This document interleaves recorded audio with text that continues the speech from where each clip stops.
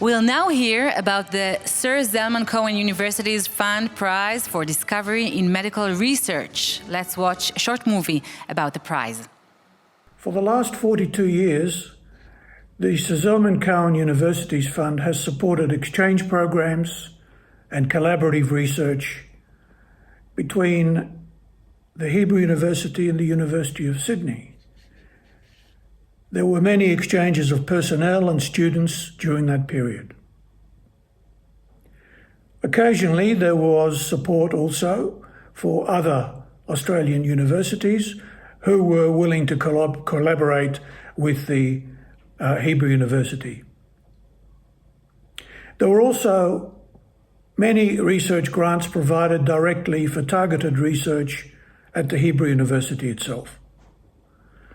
As well, the fund has been proud to sponsor the Medical Research Prize in alternate years to an outstanding medical researcher at the Hebrew University and also at the University of Sydney.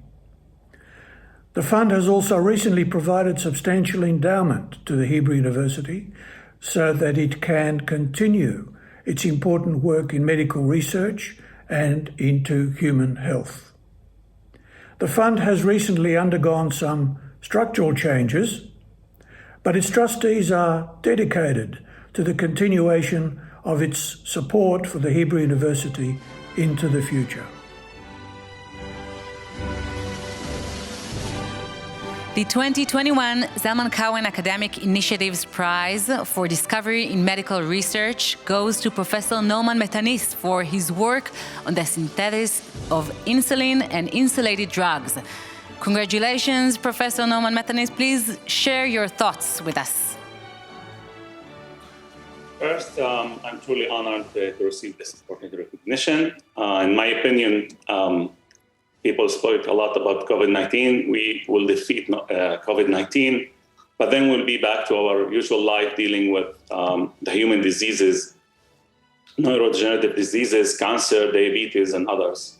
Speaking of diabetes, this year marks the centennial discovery of insulin as treatment for diabetes. Yet diabetes still poses a serious challenge in global health. Over 10% of world population will suffer from it by 2030. Hence, novel insulin analogs continue to be developed as new treatments for diabetes. Along these lines, we think our developed novel insulin analog called selenoinsulin can be adapted to all current insulin formulations in clinical use, making them more stable.